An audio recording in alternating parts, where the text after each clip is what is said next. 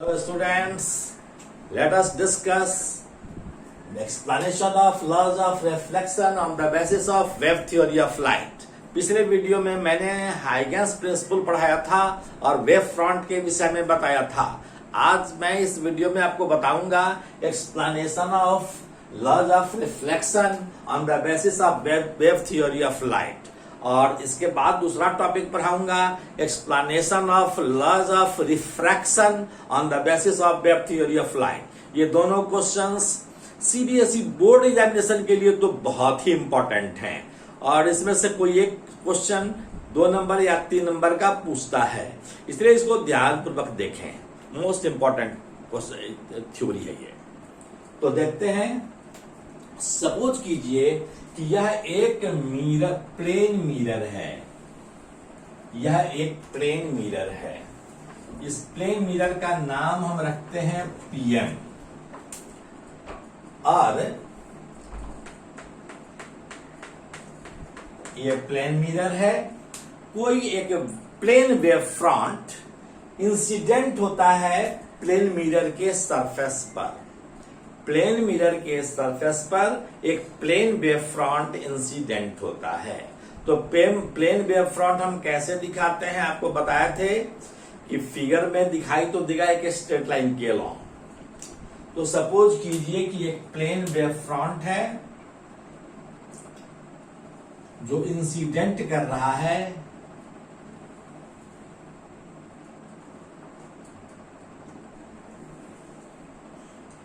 ये एक plane wave front है।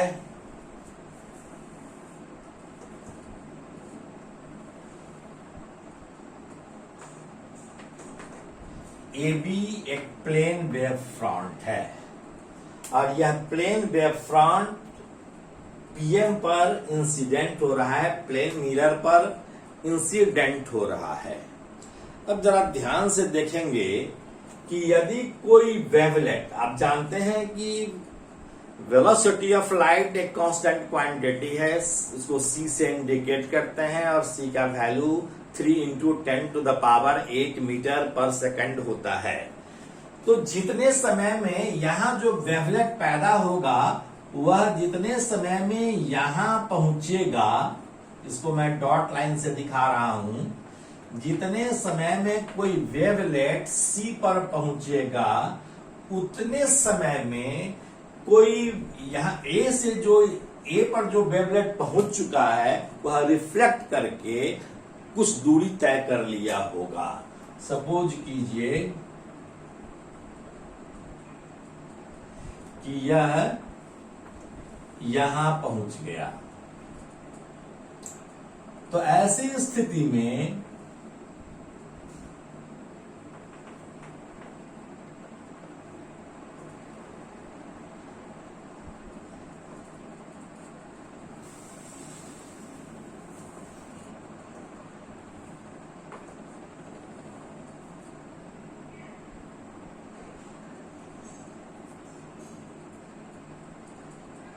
ऐसी स्थिति में जो वेव फ्रंट है यह CD wave front, reflected wave front होगा। फिर से देखिए, मैं फिर से समझा रहा हूं। सपोज कीजिए कि कोई प्लेन वेव फ्रंट इंसिडेंट कर रहा है मिरर पर। ए बी एक प्लेन वेव फ्रंट है और एंगल ऑफ इंसिडेंस I है। तो अगर एंगल ऑफ इंसिडेंस I है तब ऐसी स्थिति में यह एंगल कितने के बराबर होगा? यह एंगल जो है 90 डिग्री है। यह एंगल 90 डिग्री है। तो ऐसी स्थिति में यह एंगल क्या होगा? यह पूरा एंगल आप देख रहे हैं कि यह 90 डिग्री का है, यह 90 डिग्री का है। तो यह एंगल कितने का होगा? यह एंगल I होगा। ये देखिए, यह और यह 90 डिग्री है, यह I है, तो यह कितना होगा? यह होगा 90 - I। यह पूरा है 90 डिग्री, तो यह 90 माइनस आई है, पूरा है 90 डिग्री, तो यह एंगल क्या होगा? यह एंगल आई होगा। अब यह एंगल आई होगा। अब देखिए, जितने समय में बी से कोई वेवलेट सी पर आएगा, मान लिया कि टी समय में आता है, तो टी समय में बी से सी पर आया, तब वह कितनी दूरी तय करेगा? बीसी बराबर क्या होगा? Velocity into time, speed of light into time, that is C into T, CT. यह डिस्टेंस सिटी हुआ, तो उतने ही समय में यहां का वेवलेट रिफ्लेक्ट करके यहां आ जाएगा। तो यह कितनी दूरी तय करेगा? लाइट का स्पीड तो कांस्टेंट है, तो उसको भी दूरी तय करना होगा c इंटू टी ही, तो यह भी दूरी सी टी के बराबर होगा। तो जो नया वेव फ्रंट होगा, यह यहां पर पहुंच चुका है, और यह यहां का जो वेवलेट है वह डी पर पहुंच चुका है, तो जो नया वेव फ्रंट होगा वह सीडी होगा। अब जब नया वेव फ्रंट सीडी होगा, तो ये देखिए, यह एंगल, यह नॉर्मल है, तो नॉर्मल से यह एंगल अगर आई बना रहा है, तो ऐसी स्थिति में यह एंगल तो 90 माइनस आई होगा, यह 90 माइनस आई होगा, तो यह एंगल क्या हो जाएगा? यह एंगल आई हो जाएगा, क्योंकि यह पूरा एंगल 90 डिग्री है, यह 90 माइनस आई है, तो यह कितना होगा? यह इसके बराबर हो जाएगा, दिस इज आई। सॉरी, इस एंगल को रिफ्लेक्ट नहीं कर रहा है, इसको आर मानिए, तो यह भी क्या हो जाएगा? आर हो जाएगा। अब हम इतनी बात आपको लिख देते हैं, ध्यान से देखेंगे। Consider a plane wave front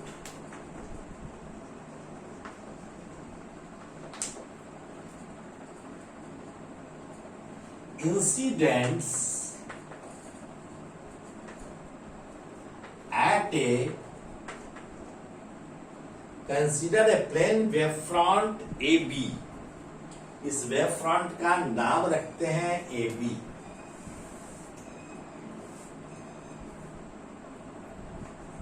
AB incidents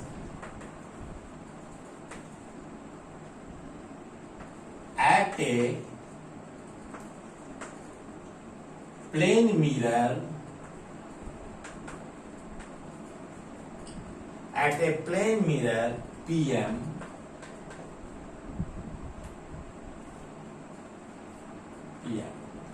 the angle of incidence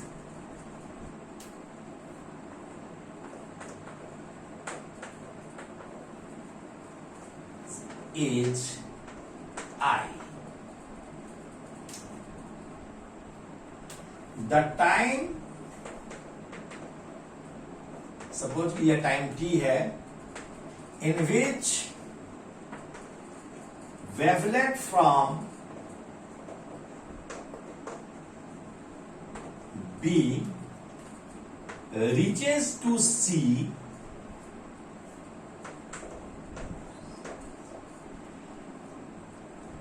the wavelet from A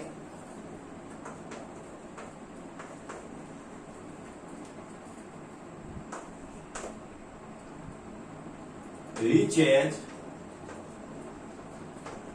to D. Hence, the reflected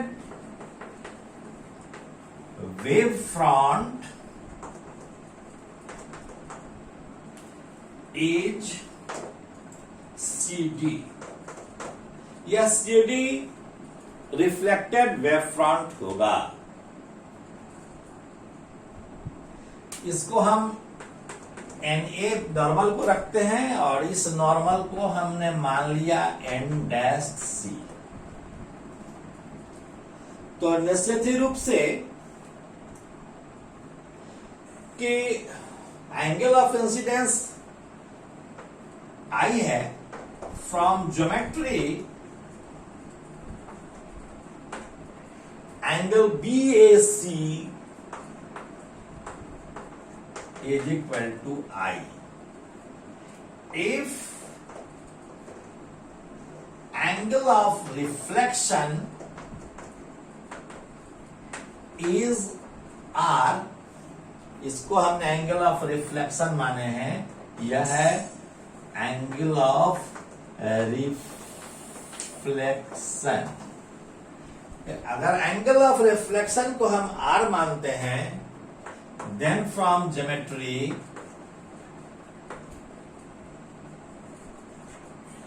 angle ACD is equal to R। ठीक है, फिर से देखिए, यह एंगल अगर I है, यह AB वेव फ्रंट इस लाइन से 90 डिग्री का एंगल बना रहा है, यह एंगल I है, तो यह एंगल 90 माइनस I होगा। और यह एंगल जो है NAC, यह 90 डिग्री है और यह 90 माइनस I है, तो यह I है, इसलिए एंगल BAC I के बराबर है। ठीक उसी प्रकार अगर यह एंगल ऑफ रिफ्लेक्शन R है, तो यह अगर R है, तो यह जो है DC, ये जो लाइन है, यह 90 डिग्री का एंगल बना रहा है, तो R यह है, तो यह 90 माइनस R होगा। और यह अगर 90 माइनस R होगा, तो यह पूरा एंगल जो होगा, यह पूरा है 90 डिग्री, यह 90 माइनस R, तो यह R होगा। तो अब हम दिखाते हैं in triangle ABC, in right triangle ABC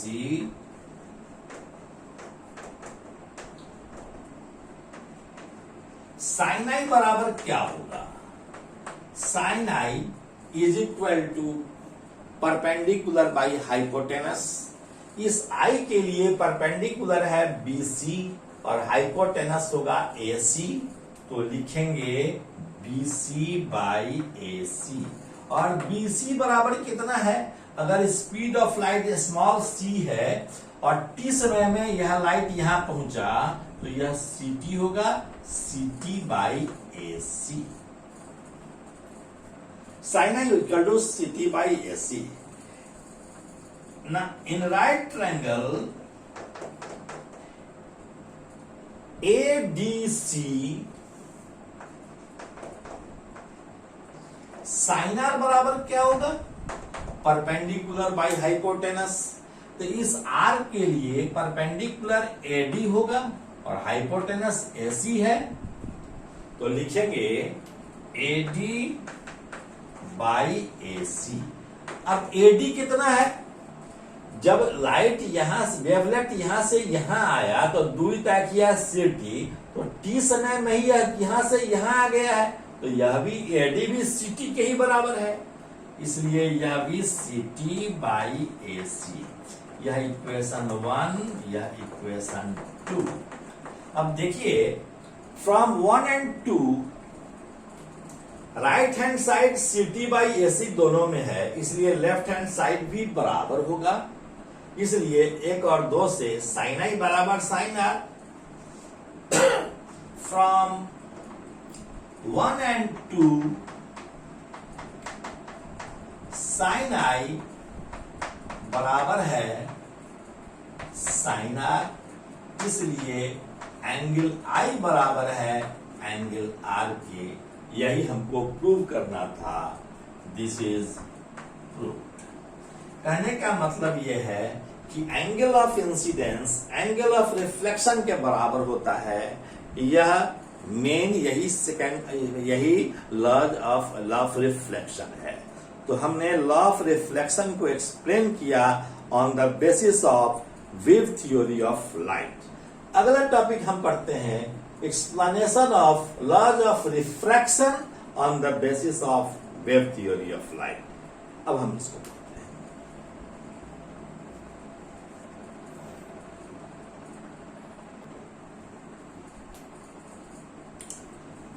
hello students, देखिए, explanation of laws of refraction on the basis of wave theory of light.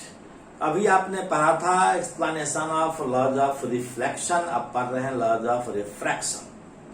Suppose कीजिए कि लाइट का वेलोसिटी v1 है, इस मीडियम में v1 है।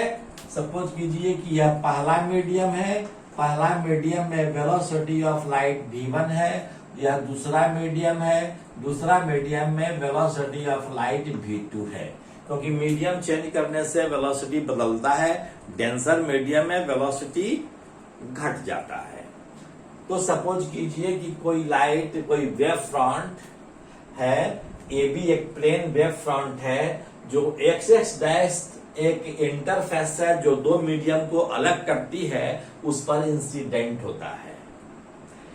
आप देख रहे हैं कि एक्स एक्स डैश एक सर्फ इंटरफेस है जो दो मीडियम को अलग कर रही है। ऊपर में अपेक्षाकृत रेयर मीडियम है, नीचे में हमने माना डेंसर मीडियम है। ऊपर वाले मीडियम में लाइट का वेलोसिटी v1 है, नीचे वाले मीडियम में v2 है।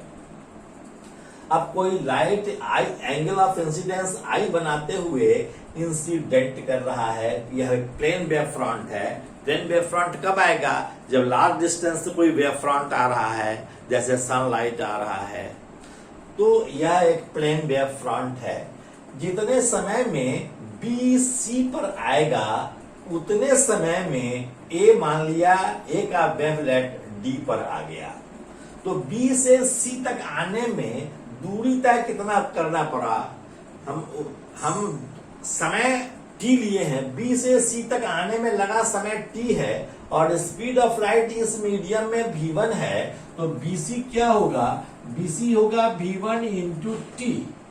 ठीक उसी प्रकार a से d तक आने में, a से d तक वेवलेट को आने में कितना दूरी तय करना पड़ेगा? कहे कि उतने ही t समय में ही a से d पर आया है, तो दूरी कितनी तय करनी पड़ेगी? यह दूरी है v2 इंटू टी। दोनों दूरी अलग अलग है। यह एंगल ऑफ इंसिडेंस है, मान लीजिए यह एंगल ऑफ रिफ्रैक्शन है, यह एंगल ऑफ रिफ्रैक्शन है, यह एंगल ऑफ रिफ्रैक्शन है, या यह एंगल ऑफ रिफ्रैक्शन है। अब हम इसको लिखते हैं पहले, फिर डिस्कस करते हैं। Consider x dashed is an interface which separates the two mediums, two medii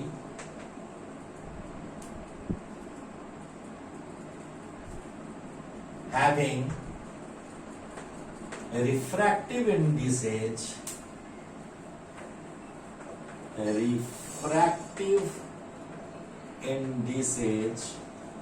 mu1 and mu2। इस मीडियम का रिफ्रैक्टिव इंडेक्स mu1 है, इस मीडियम का रिफ्रैक्टिव इंडेक्स mu2 है। इन द टाइम, मान लो टाइम t है, t, in the time the wavelet from B reaches to C, उतने ही समय में the wavelet from A reaches to D. Hence, CD is the refracted wavefront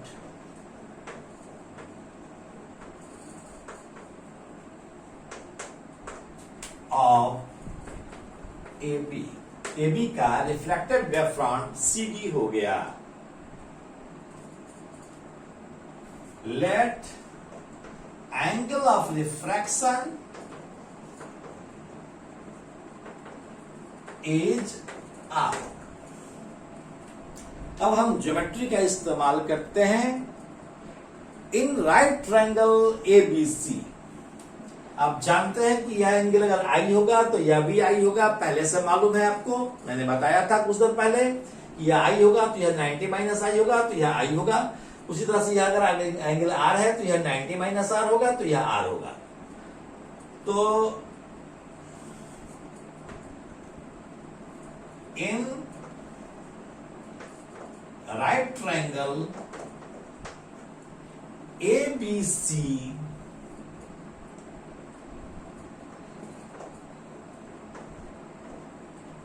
sin I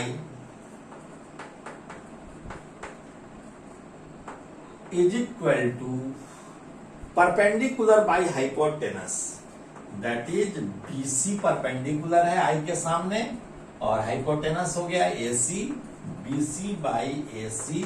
BC को हम लिख सकते हैं V1 into T divided by AC, where V1 is the speed of light in medium 1। इसको equation 1 मानते हैं।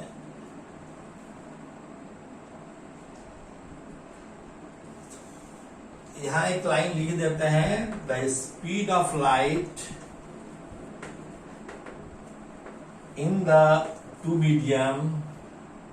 छोड़ दो, बता दिए हैं, बोल दिए हैं, काम उसी से काम चलाओ। ठीक है, यह हो गया V1T divided by AC in right triangle ADC। Sine R बराबर क्या होगा? साइन R, ये R है, परपेंडिकुलर इस R के लिए क्या होगा? AD होगा बाई AC। इस मीडियम में स्पीड ऑफ लाइट V2 हमने बताया, तो यह हो गया V2 इंटू T, तो V2T बाई AC, इक्वेशन 2। इसलिए sine I by sine R, therefore sine I by sine R is equal to V1 by V2।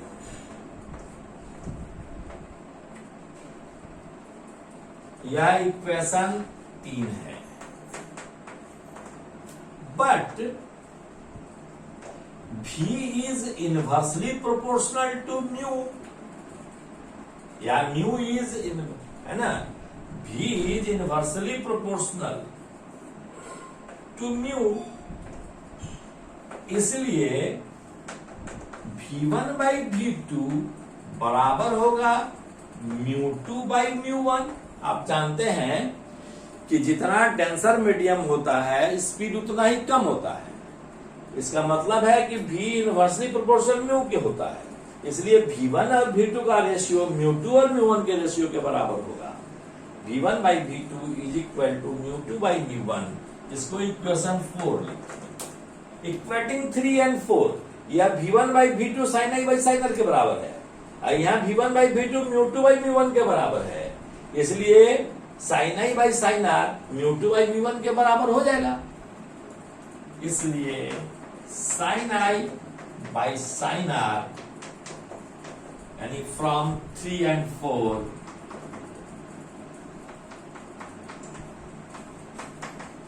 Sine I by sine R बराबर है μ2 बाई μ1।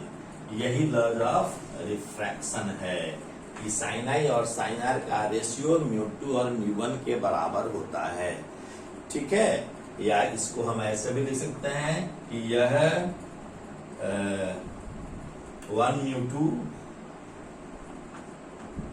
इसके बराबर होता है। इसका मतलब होता है कि refractive index of medium 2 relative to 1। μ2 by μ1 का मतलब होता है कि refractive index of medium 2 relative to 1, यह बराबर होगा sine I by sine R। इसी को स्नेल्स लॉ भी कहते हैं। This is Snell's law. इस तरह से ये हम दो चीज पढ़े, लॉज ऑफ रिफ्लेक्शन का एक्सप्लेनेशन दिए और लॉज ऑफ रिफ्रैक्शन का हमने एक्सप्लेनेशन दिया। यह दोनों इम्पॉर्टेंट है, इसलिए इसको जरूर रिवाइज करेंगे और इसको न समझ में आने पर कमेंट बॉक्स में लिखेंगे ताकि हम इसको सुधार सकें और आपको समझा सकें फिर से। Thank you so much. अगले वीडियो में हम लोग इंटरफेरेंस शुरू करते हैं। Thank you.